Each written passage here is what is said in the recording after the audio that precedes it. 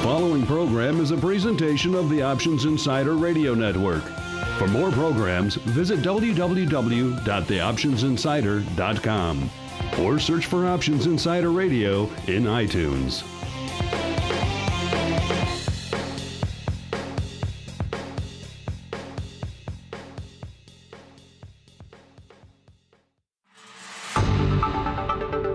It's time for Volatility Views, the premier radio program for volatility traders.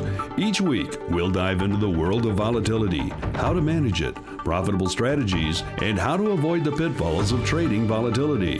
If it involves volatility, you'll find it on Volatility Views. And now, the Volatility Exchange is proud to present your hosts, Mark Longo and Don Schlesinger.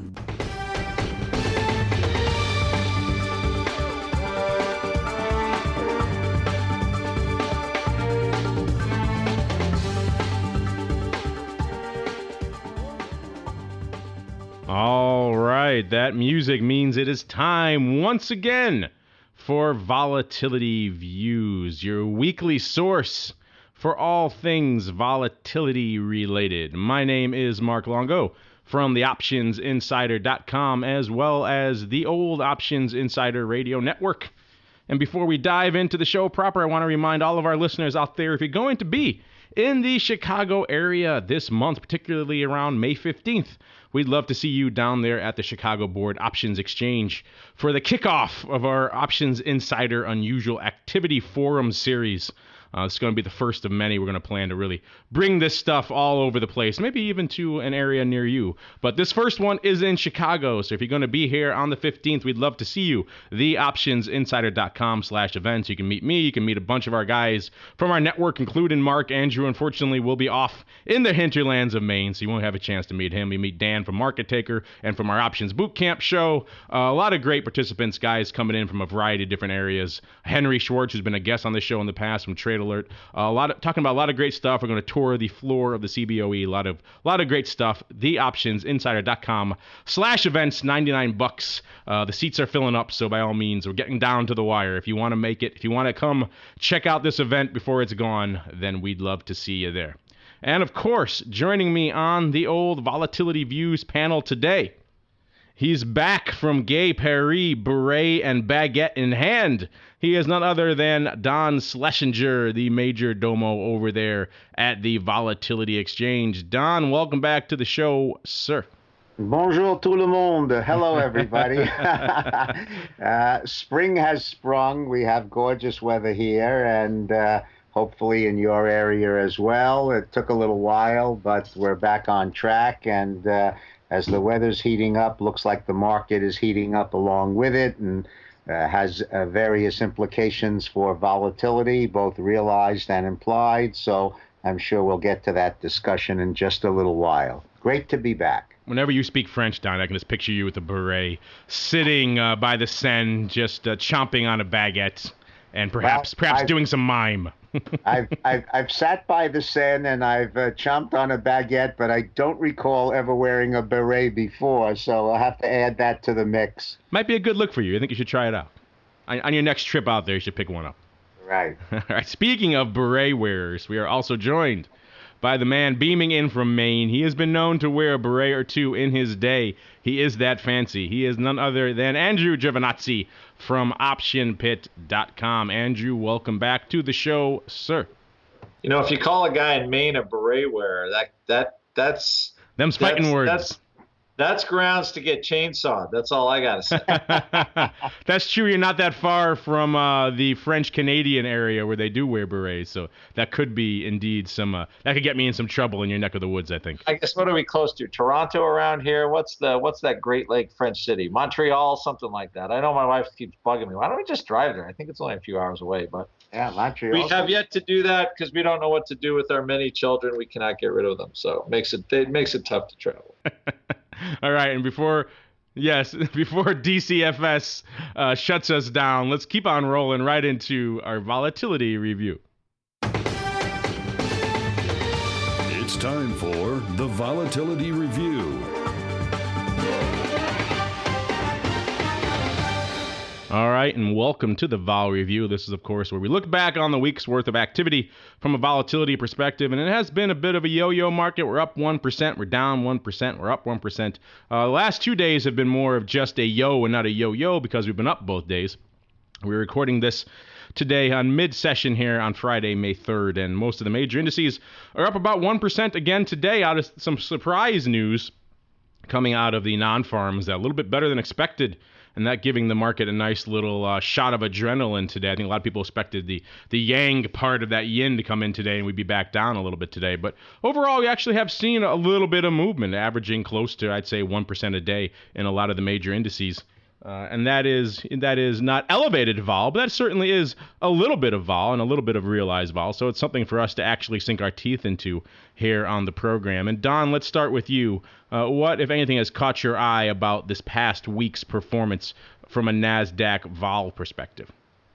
Actually, for the past 2 weeks, it's kind of interesting that despite the fact that we've got a very strong market, as we've mentioned time and time again, if that increases in somewhat of an orderly fashion, it doesn't do a heck of a lot to realized volatility. And I'd invite listeners to go over to the VolX.us website and look at the data from the drop-down menu, and then RealVol indices and current, and you can then take a look at the charts for S&P or NASDAQ realized volatility for, let's say, the last 2.5 weeks or so. And it's highly unusual to see graphs that steady and that straight line for such a long period of time. But I would say probably give or take half a point in either direction. You've had really almost no change at all in 21-day historical volatility of either the S&P or NASDAQ. NASDAQ is about 3 points higher these days than the S&P, but neither has really gone anywhere at all. I did read an interesting statistic just this morning that with the close of the market a couple of days ago, VIX had actually risen, and Mark Sebastian spoke about this last week, about the potential disconnect with that negative correlation between VIX and the actual market prices or index prices, where 80% negative correlation means they usually move in opposite directions. But here we had a 4-day stretch, apparently, that had not happened since 2007. That's a heck of a run. 6 years where it had never occurred that the market was up and yet VIX was up 4 days in a row. And so we just came off of that period where the market was rising, as everybody knows, but what they may not have seen was that, contrary to that negative correlation, VIX was also rising, and we talk about potential reasons for that.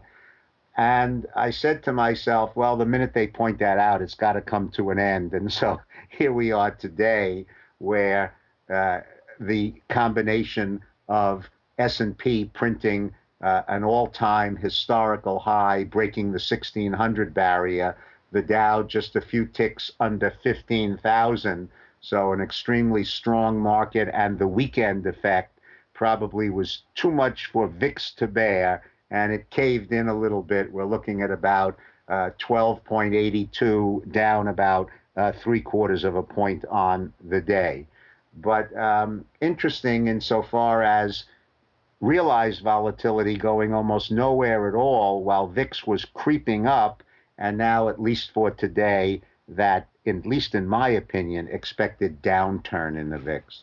That's interesting that we had such a rarity of that extended period of time where VIX and the underlying were essentially moving in lockstep, because when you hear from all the naysayers of VIX, and certainly we've pointed out all those different reasons why VIX is perhaps not exactly the product you might think it is on this show over the past couple of years. But when you hear a lot of the mainstream naysayers for VIX, particularly in the retail end of the spectrum, they often say, oh, well, it doesn't really move like I thought. It doesn't move inverse to the underlying. It tends to do its own thing. And a lot of times it'll move with the underlying, which is obviously not ideal from a hedging perspective. So you'd think from the cacophony that you hear and the frequency that you hear that from that audience that would happen on a much more frequent basis. And yet only one time in 6 years did they move 4 days in lockstep. Granted, 4 days in succession is a long time, but still it's interesting to, the disconnect between the chorus of people on one hand who say, oh, this thing is essentially moving with the underlying more often than not, and people who are saying, or the math that is showing us that it only happened once in 6 years. So interesting stuff.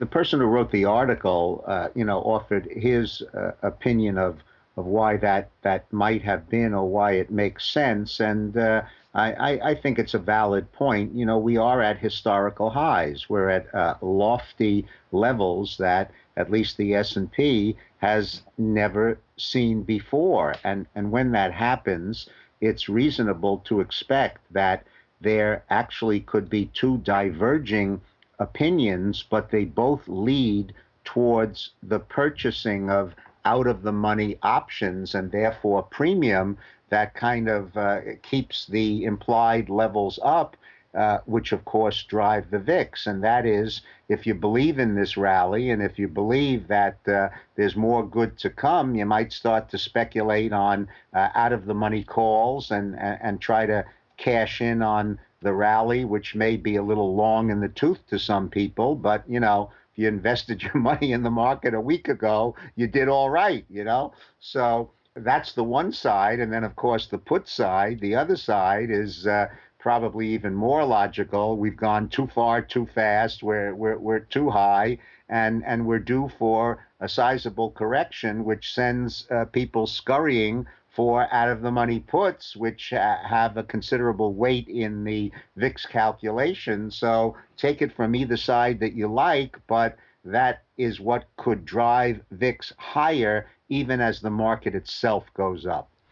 And Mr. Andrew, we've been chatting quite a bit here about VIX already.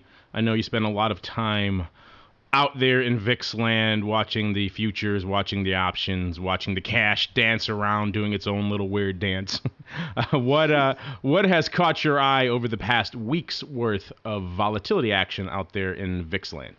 Well, you know what we've been talking about it is we've been trying to avoid a lot of short. I know Don is but we've been avoiding a lot of short at the money volatility trades because we think the realized volatility was pretty fair versus, or even the options at the money were underpriced for the kind of movement we've been having. We certainly are moving these days. You can't say we're not getting any bang for that buck anymore. No, it's just you're not getting a lot of money. And I think what the market hasn't seen in a long time, probably since 2006 or 7, is buyers of options. The vol gets low enough, and you remember being in the SPX when the market would go up day after day, and the skew would go up and up and up. Yeah, we'd call them upside crashes. Just never went down. They were upside crashes. I remember many periods where the market just kept going up and kept going up well beyond anyone's rational expectations. This is in, the go-go 90s period where all the market did was go up. We had many times of upside crashes where you're blowing through your short strikes to the upside, and next thing you know, you're chasing to close those out and bid them up like every other idiot out there. It's a whole upside vol crash, and it's an odd thing, I think, for a lot of our listeners to this show who just think, oh, you follow the skew and the vol goes down. But if you keep going up, that vol has a tendency to kick back in again. It sure does. So I think that's part of the effect. What I did notice today, real interesting, by the end of the day, not the end of the day, but midday, and this is going to be my blog for Option Pit today, that the biggest compression in VXX today is the out-of-the-money puts. So I think that we're also seeing kind of the bottom of where the vol can go when we're gapping up 1%. So it looks like everybody's figured out the same thing, and they're smacking the pashuti out of the money puts in the VXX, which that's not normally what people would do, but certainly the vol is coming in very hard on them. So not that the VXX certainly is built to go south.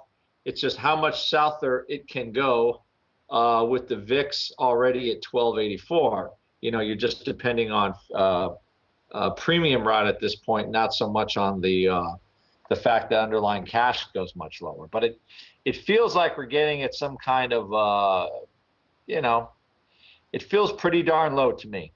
So we actually sold some out of the money puts against some long VXX puts today just for that, reasons. Like, how much farther can you go down?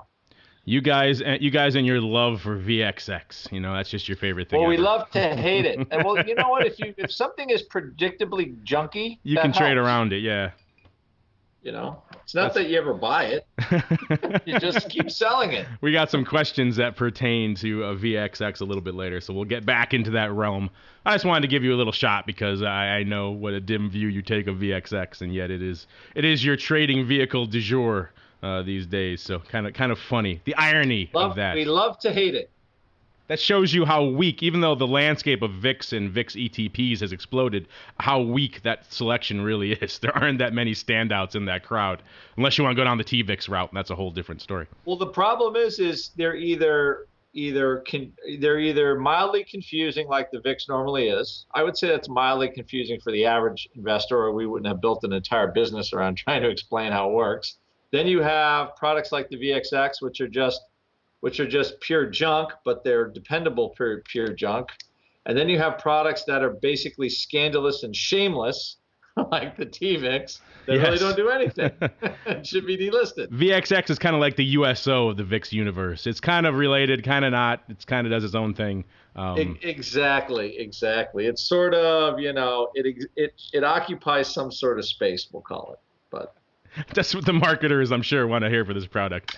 Put that on their tagline. On the way, guys. RealVol volatility futures contracts. It's coming. Can't do it fast enough. Coming to an exchange near you. I was about to say, I would love to trade realized vol contracts. Just, can you speed it up over there and stop doing this show on Fridays? Come on. For God's sakes, you can't imagine the angst of the past year or so trying to get these guys to move off their you-know-what and make a commitment. But we're getting there. Well, what's funny is I wonder how about when realized vol is trading like 6? Okay, what is the premium on the realized vol contract going to be when realized SPX vol is 6? Well, it'll be interesting to trade those things. Yeah, I mean, it's going to be the same thing. It's going to have this very fascinating hybrid calculation whereby the actual volatility that is unfolding is surely going to affect the value of the contract, but right up until the very last day, it's going to hold the potential for future volatility that hasn't happened yet, and therefore that's the kind of art and science, if you will, of pricing such a product that's going to settle to a formula to actual volatility. You don't have to worry about settling to a guess or another forecast, but it's still going to have that interesting dual feature of recording actual volatility as the days go by, but also having that a little bit of a mystique, if you will, of what the future holds in store, and therefore a kind of implied aspect to it as well. So I'm as anxious I can't as wait. you are. Every product that has any even marginal bit of confusion in it, we need you to list so Mark and I can continue our business on trying to explain all this stuff. So don't make it too easy. I think you guys are missing a killing in the USO realm right now, Andrew. They need someone out there to dive into that thing and really explain it to people and really tell people just not to touch it. So that's the next area of expansion, oil for the option pit boys. All right, speaking of expansion, it's time to keep on going and expand this show right on into the mailbag. Listener mail. Listeners write in. Mailbox.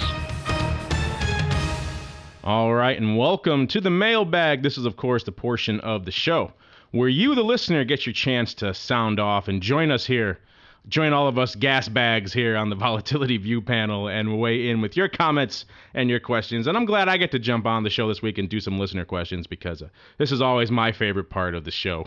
And I missed it last week, so I'm back and ready for action this week. And first up, we actually have a comment coming in from AsymmetricRisk. Great handle. He posted this on our website right after we did our show back with Shreyas Chari a few episodes ago, where we talked about all kinds of interesting things like how the near-term downside S&P puts were actually holding their value surprisingly well, and a lot of other surprising little nuggets about gold skew and things like that. It was an interesting show. A lot of technical difficulties in bringing him to the audience, so the audio in his segment wasn't ideal, but I think it got the point across because people apparently liked it, just like our listener here, Mr. Asymmetric Risk, who writes, it was the Value of Gamma episode, listeners, if you haven't had a chance to listen to it. And he writes, best vol views ever, by far. Full of actionable insight, a whole new level for volatility views. Keep up the good work. And see, Mark, all I have to do is leave. Yeah, exactly. I was going to say a whole other level. Done about 85 shows, and the minute I go, there you go. So the love pours in when Don's off munching his baguettes in Paris. Yes.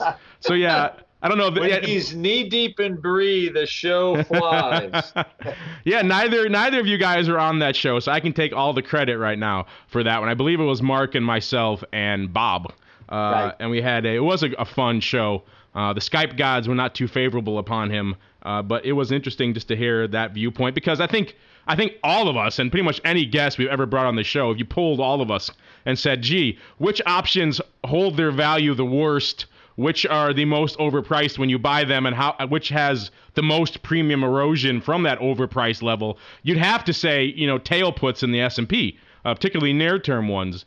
And yet his findings to the contrary of that really, I think, surprised a lot of people, including me. Now, granted, he was talking about a very limited time period. It was only the first quarter or so of the year where the market had pretty much only gone up. So that's a very favorable scenario for those puts. But still, I know I was certainly surprised. Andrew, I'm sure you probably were surprised to hear that as well.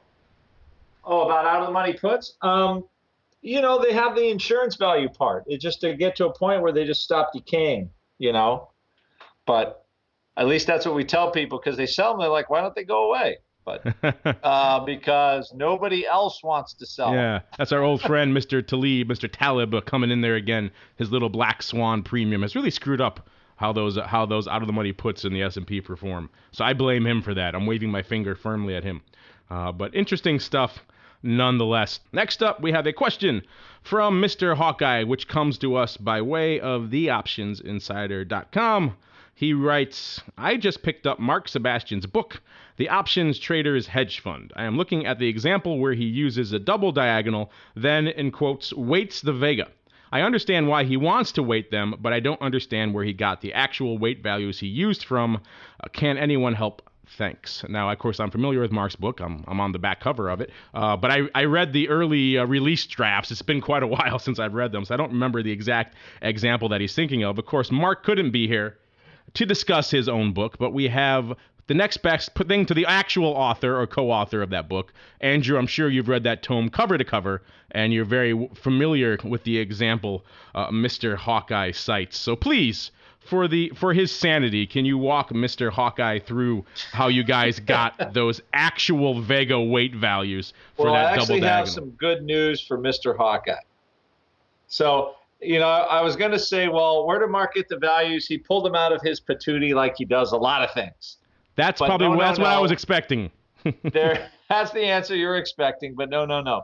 We actually have something at Option Pit. Okay, it's kind of like Batman, where in his tool belt he'll have shark repellent or some really, really handy item that is tailor-made to the situation. And at Option Pit we have the Option Pit weighted Vega estimator. Serious, right in our tool belt, right in our tool belt. Well, there you go. That is very much a bat utility. This is what it does. What you're trying to do is he's trying to usually the problem is on like a double diagonal, have obviously some sort of spread. So what he's trying to do is say, okay, well, you've got a near-term option and you have a far-term option.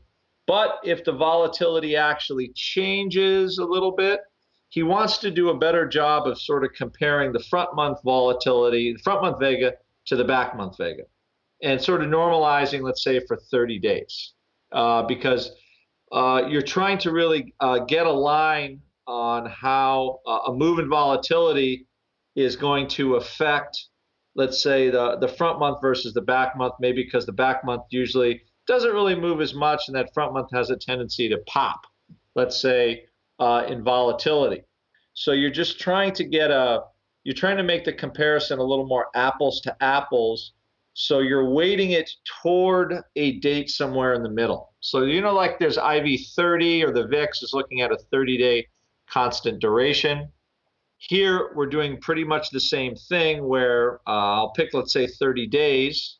And what that'll do is that will weight your front month vega a little higher and your back month vega a little lower, because we're trying to pick basically what vega would be at 30 days based on what you have for expiring, let's say, 15 and let's say 51 days. So you're just trying to find a kind of a happy medium to dissect your position.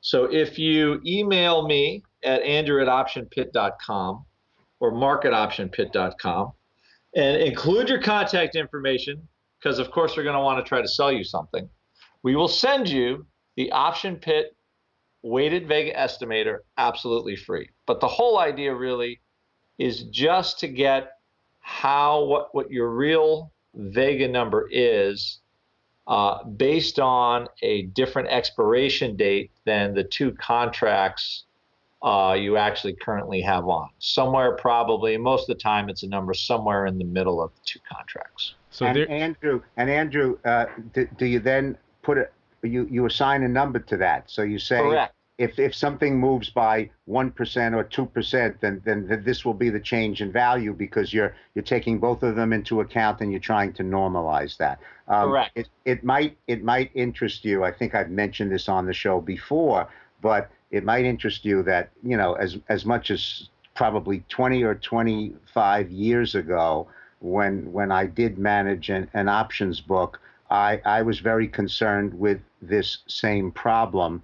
And it stemmed from the fact that almost all of the software that you had, it didn't matter who the vendor was, you would see a value for vega or kappa. So it would say if volatility changes by 1% or 2% or 3%, you had a positive number or a negative number, this is how much you're going to make, or this is how much you're going to lose.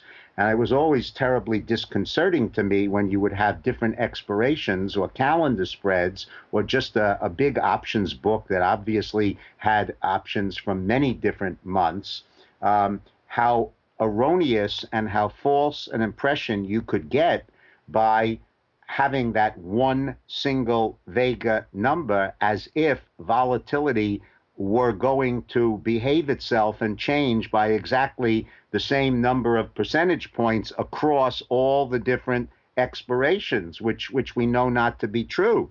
So right, you had this dilemma of looking, at a positive vega and saying, gee, if volatility goes up, I'm going to make so much, but understanding that it was a combination of the vegas of all different expirations, and the far months have higher numbers than the near months, even though when vol moves sharply, near-term volatility seems to move more. So you really had a tough puzzle there, because if vol went up 4 points in the near term and only 2 points in the far term, but those 2 points were a bigger number to multiply by than the 4 in the near term, it wasn't even clear what the correct numerical sign should be if you had a calendar spread and you were long one and short the other. So the software did a woefully bad job of trying to assign a single number to all of that and have you have a good sense of what was going to happen if volatility moved, how much for the front month, how much for the other. And it sounds like you guys have addressed that problem and come up with at least your version of a solution to it. So that's really very elegant. Yes. Basically, I guess Don always explains things with a depth that I can only hope to aspire to sometime when as I mature in my my option teaching stuff. When But you that grow up. essentially is essentially it. You're trying to see what is my real net vega number instead of just slapping the raw vega that they're giving me. And without going through that, it's easy to see if you just have the spreadsheet.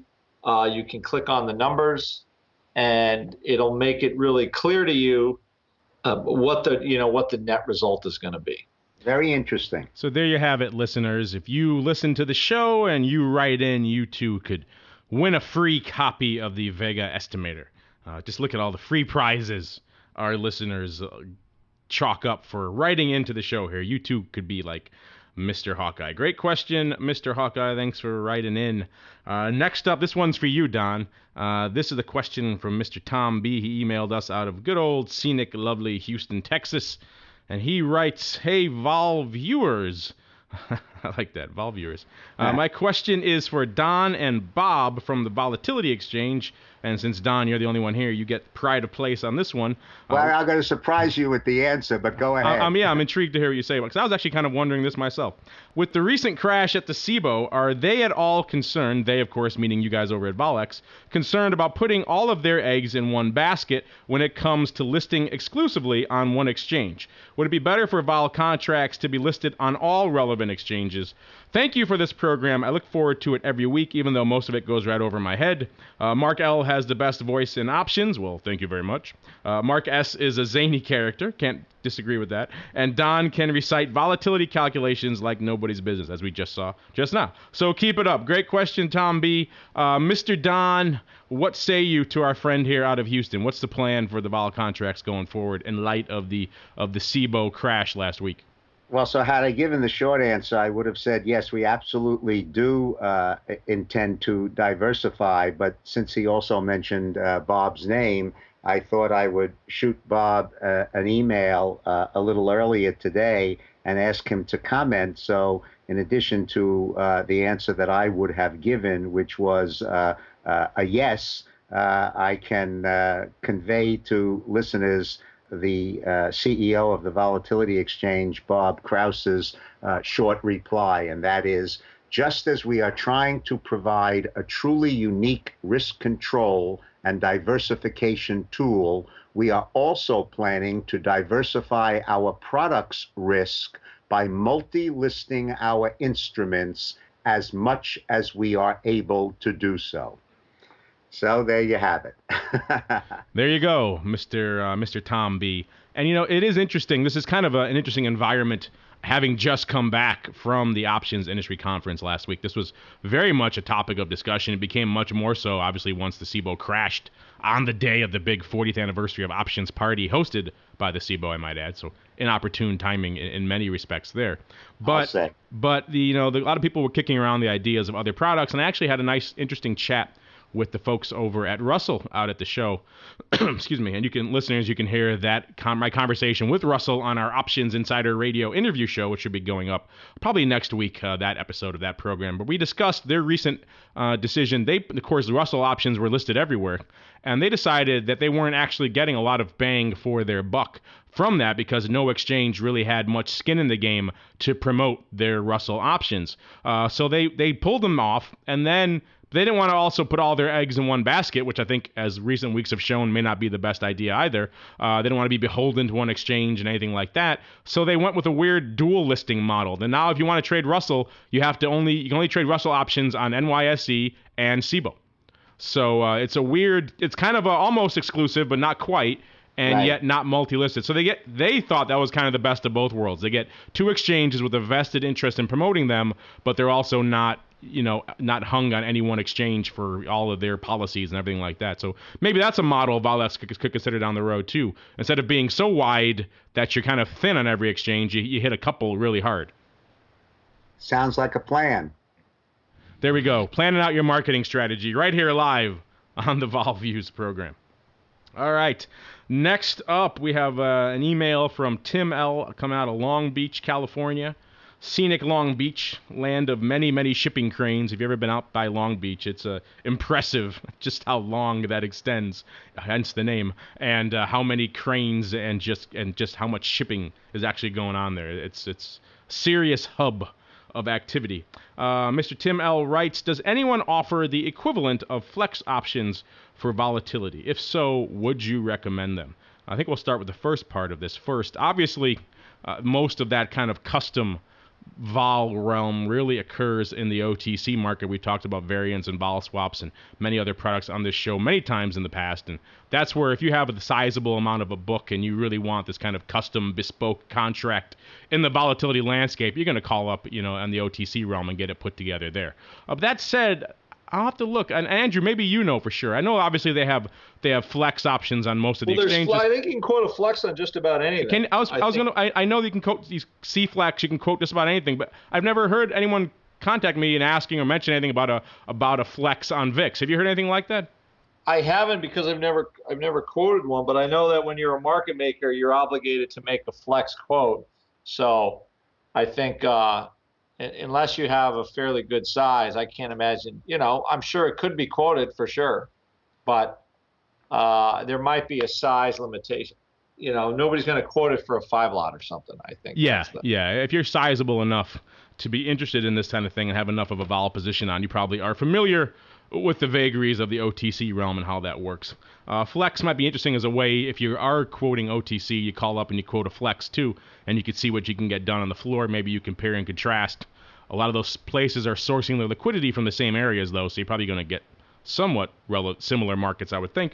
But you never know. Like I said, I haven't really played too much in the VIX flex realm. I don't know anyone who really has, so I can't say I'd recommend them or not. I'd imagine it'd be pretty wide if you were going out pretty far for some kind of crazy term. But that's the issue with all flex options, really. And if you're not familiar with what we're talking about, listeners, these flex are these custom options. You can call up an exchange. They kind of got started on the CBOE, but they're widely available now, where you can call them up and say, I don't want the standard month or standard expiration contract. I want a different size contract, perhaps at a different expiration date, different time. And the market makers will quote you that custom size contract. It's just a question of how much skin you have in the game to make it worth their while. But so you can do that on pretty much anything that's listed on most of the exchanges, and I would imagine VIX would fall into that realm. I'm just not that familiar with anyone who's ever done it and heard their experiences, pro or con. So, yeah, Tim, you can do it, but I don't know if it'd be worth your while, really, at the end of the day. All right, next up, we have a question from Mr. I think that's Atlas. I think that might be a Tolkien name, so it might be a Tolkien fan in the audience here today. And he writes an interesting question, given what we were just talking about earlier with the various outages on the exchanges. What did VIX traders do during the CBOE crash? SPX has many outlets, but there aren't any for VIX that I am aware of. Now, we hit on this a little bit on yesterday's Option Block program. Listeners, if you haven't had a chance to listen to that, I encourage you to go download that episode of the Option Block where we get into this in some detail. But of course, for all of our VolViews listeners who haven't had a chance to discuss this, and Andrew, of course, you weren't on the show yesterday, so you didn't have a chance to weigh in on this either. That's an interesting question. We've heard a lot of different ideas for that. Because, of course, SPX, you can do 10 SPY, you can do the big futures at the mark, you can do the futures options at the mark, you can do a lot of different things. Some are better than others, but you do have safety valves there for your SPX positions. VIX, a little bit different beast. There really aren't that many direct analogs to it, and that gets back to what we were talking about earlier in the show. All these analogs and these ETPs floating around this whole VIX universe. But they're all derived from VIX and the VIX futures anyway, so they're kind of facing the same problem. So Andrew, when it went down, watch the paint dry. Exactly. What did you counsel your mentees over there, who I'm sure were freaking out about VIX being down? What did you tell them to do during that period? Just, you know what? Really, ultimately, you can't do anything. I mean, you could spend a lot of time dinking around, but it's basically, think about it this way: you're just losing the decay, like time stood still, and then market's gonna open up wherever it opens up. So there's just, you can measure you can measure what you have now. Basically, you've got your gamma, delta, vega, all that stuff on whatever your current position is. You just don't know where things are going to open if they're not printing the values. So I think it's one of those things where that's just trading, and I've had, stoppages before, and you have nothing to do but really wait and don't give yourself, more problems than you need. That was, essentially my advice. There's just not much you can do. I haven't given this a great deal of thought, and I'm not saying that it's anywhere near scientific or without its problems. But before the advent of any type of volatility product, we've often spoken about how options traders attempted to capture movement in volatility, and the classic position was an at-the-money straddle that was hedged delta neutral at least once a day on the close, if not more frequently. If I had any kind of large exposure to VIX, whether it be long or short futures or what have you, and yet again, I haven't given this a great deal of thought, nor am I advocating that it would be wonderful, but it could potentially be better than nothing at all. If I wanted to then hedge that exposure, and I knew that at least options on S&P futures were trading somewhere other than at the CBOE, and that they certainly had an extremely high correlation with the options on the cash from which VIX is derived, I certainly would think that it would be less than no hedge at all to take an opposite position from my overall VIX one with an at-the-money straddle on the futures options on the S&P, and think that that might be helpful until things came around. Yeah, and that's certainly, you're right, better than nothing. Obviously, you're not getting all the weighting that you're getting in the VIX, or at least the quote-unquote weighting of the skew and things like that, but you're getting a fair enough approximation of most of the month implied vol there that I think in dire scenarios that certainly would be better than nothing. Right. I've heard a lot of people. You do add the short gamma part, which of course the path dependency issue, which the VIX tries to alleviate. That's a small issue. Yeah. Which it's probably the whole concept of path dependency with straddles, and the fact that if you get too much movement, you lose the optionality portion of the options, and therefore you have to roll or rebalance or whatever, is probably true on a much longer dated scale than it would be for an outage on an exchange that you figure is going to be corrected within a certain number of minutes or hours or something like that. So your point is well taken, but I think it'd probably be less of a problem for this kind of short-term disruption than if something had gone on for much longer time. Now, Andrew, I was obviously deep in the bowels of the OIC conference when this happened, so I didn't have a chance to pull up these quotes, but I've heard several people say they were using VXX during that time, and that struck me as odd because VXX is dependent on the same things to hedge that all of us are, which are the VIX products, which weren't open. So I'm curious, were you playing around in VXX at all during that time, and how wide was the stuff out there if VXX was still open and trading? I mean, we weren't doing anything out of the ordinary. We're just long VXX puts, and I wasn't doing anything, mostly because we're too worried about it. It just wasn't a position that had to be dynamically, you're just short VXX in the market. You can see there was nothing that needed to be done, I guess. That was the gist of the whole thing. So you weren't trading in and out of VXX throughout the whole debacle then? No. I can't. That's too, for what we do, trading in and out, like day trading it, no. That's not, that is too cumbersome for us. We're not day traders per se. So I don't really have anything to, I don't have any information to report on that because it's just that's not what we do. Keep on rolling with our final question here. In the old mail bag, your ghost scared me too, I think. This one comes from email from Tiny Tim, great handle. He says, where do the vol viewers stand on vol before earnings? If you're long vol, do you get out before the announcement? If you're short vol, do you get out after the announcement? Don, I think we'll start with you on this one because I think your answer is going to be pretty succinct. I think we all know where you stand on all vol in all scenarios for the most part.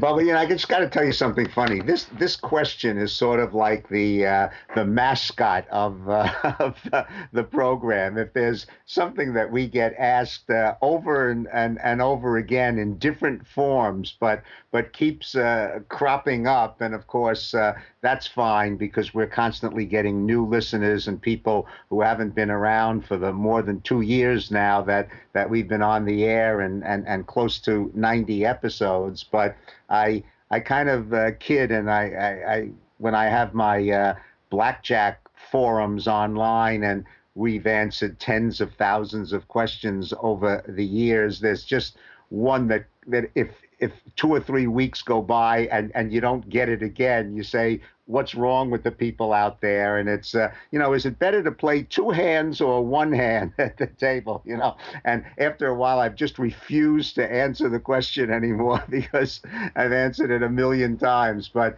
this one, again, is something that we've discussed over and over again. It's kind of instinctive to everyone that right before a company announces earnings, there's the potential for a great deal of volatility. If the earnings are terrific, you may go crazy to the upside. If the earnings are disappointing, the market can be unrelenting in smashing the stock. So if ever there were a recipe for impending volatility, it's right before earnings are released. So, it would be easy for a newcomer to think, boy, here's the way I clean up, back up the truck, just buy a straddle, buy a call, buy a put, and wait for that great volatility to take place, and I'll make a lot of money. Well, of course, everybody thinks the same way that you do, and several days, if not even a week before those earnings are going to be released, options traders start ratcheting up the implied volatilities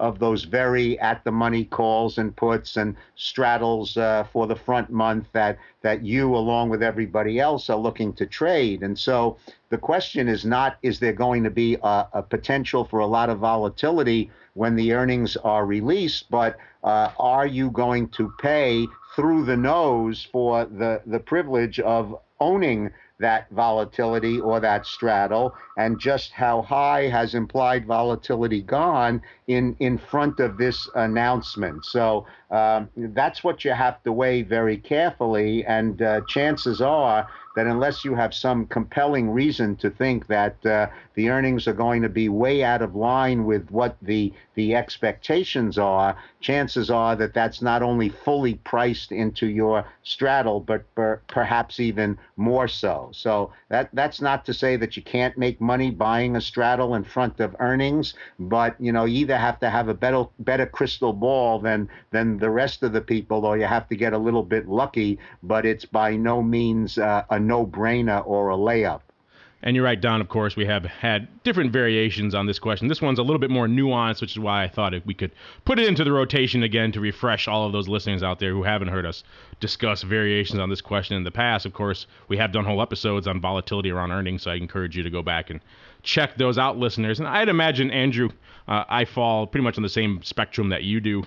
He mentions if you're long vol, do you get out before the announcement? And that's kind of gets to what Don was referring to. These straddles are typically overpriced going into earnings. But what we have seen, what a lot of people do is if you do decide to go long vol during earnings, you're not going to see that much decay coming out of that straddle going into the event because people are still buying it. People are still bidding up that implied volatility. That inrush of implied vol tends to offset any decay you're going to have, or at least for the most part. You might pay a little bit of decay, but so that actually juice for free. Exactly. That gets to Andrew's whole point of his forthcoming book, The Free Juice, where if you own these straddles or if you're long premium going into these events, it gives you some time and some free time to scalp, free time to maybe lock in some gamma, and free time to do stuff. Another thing Andrew likes to say, and really gives you some free opportunities to trade. And then you close it out before the earnings, and usually you're none the worse for where maybe you paid a little bit of decay, but not the end of the world. And sometimes if you're lucky, you got a few scalps in there and you actually did all right. So yeah, I think only unless you really, really think that this straddle is dramatically underpriced compared to what's going to happen post-earnings, there really is no reason to carry that long premium position through the event itself, because that's when we see that vol implosion come in. And the flip side of that, the short side, which is where a lot of traders also like to trade earnings, that's kind of the other side of that coin. You really have to hold that through the event to get the maximum bang for that buck. If, like we just said, the decay doesn't really come out prior to earnings. So if you're selling out puts or put spreads or straddles or what have you prior to the event and think you're going to collect a bunch of decay in the week before the earnings event, you're pretty much mistaken. You're pretty much just putting on risk and not getting any reward for it until the event happens, in which case you kind of have to wait and see and hopefully it doesn't exceed where you sold your option. So that's why a lot of this too, Mark, don't forget, you could go way out with iron condors and selling strangles or something like that.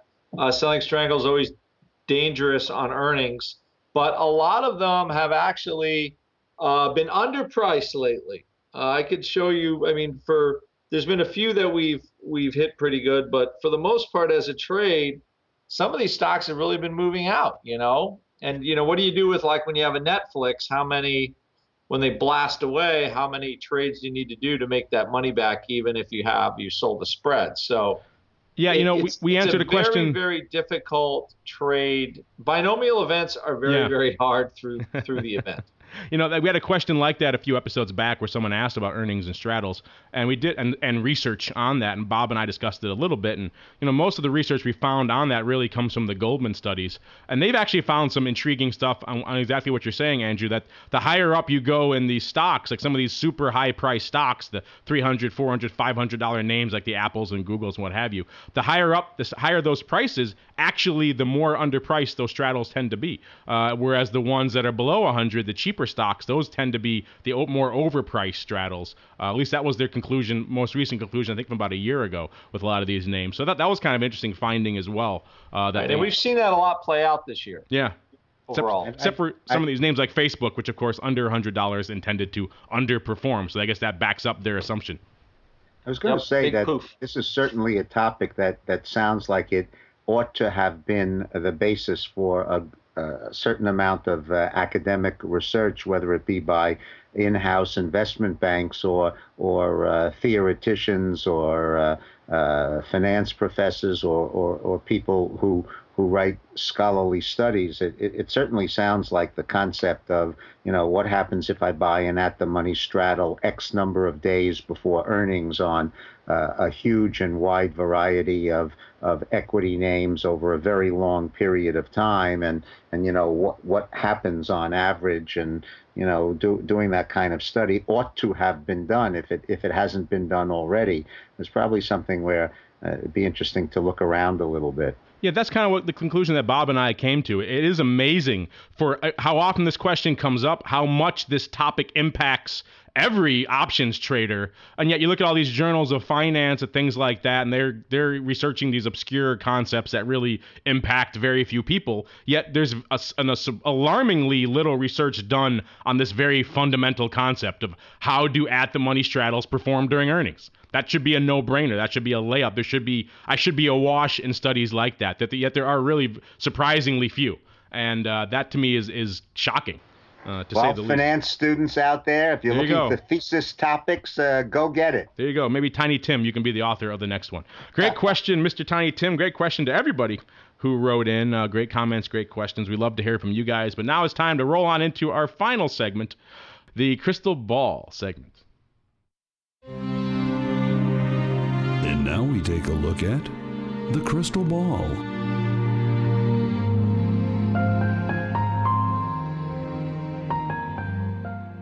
All right, listeners, and because we did go on a little bit with the mailbag because we love answering your questions so much, it's going to be a bit of an abbreviated crystal ball. Andrew, we'll start with you. What is catching your fancy? What are you watching? What are you thinking for the realm of volatility for the coming week out there in SPX and VIX land? Actually, as crazy as this sounds, I think we have... I think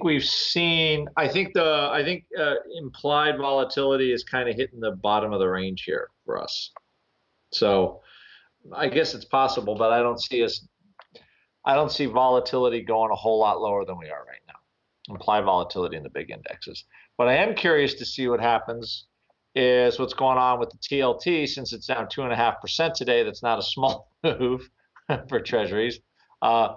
Volatility is imploding in that after the report. My question is really what happens, let's say next week in here, how big the sell-off actually could be. So that is an interesting topic for me right now. But that's essentially what I think about volatility. I'm not we hedge a little short volatility here, but I think for the most part we're kind of we're finding the bottom of where we could go with a market that's doing what it's doing right now. Don, do you concur with that? You think these 1% moves a day are going to continue and will keep a little bit of juice in the marketplace, and who knows, perhaps even increase from a vol perspective from here?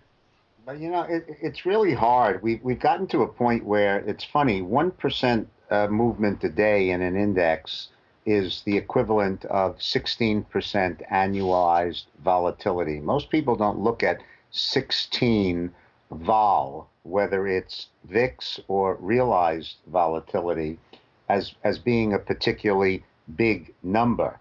And yet with the Dow at 15,000, when we say the Dow is up 150 points today, that gets a lot of people's attention. And 150 points in the Dow is still, what most people think of, gee, that's a decent day. The thing is, if you move 150 points every single day, all you have is 16% volatility. Same thing with the S&P at 1,600. If you move 16 handles a day, that sounds like, wow, we had a really good day. Or, boy, S&P dropped 16. That's a lot. That's 16% annualized volatility. So, frankly, my opinion is that those are still fairly large numbers, and I don't know that they happen on a regular, ongoing basis, day in and day out. So, to my way of thinking, I think that we're likely to see lower than that kind of volatility going forward. VIX at the moment at 1280 or so, certainly predicting about 3/4 of that value.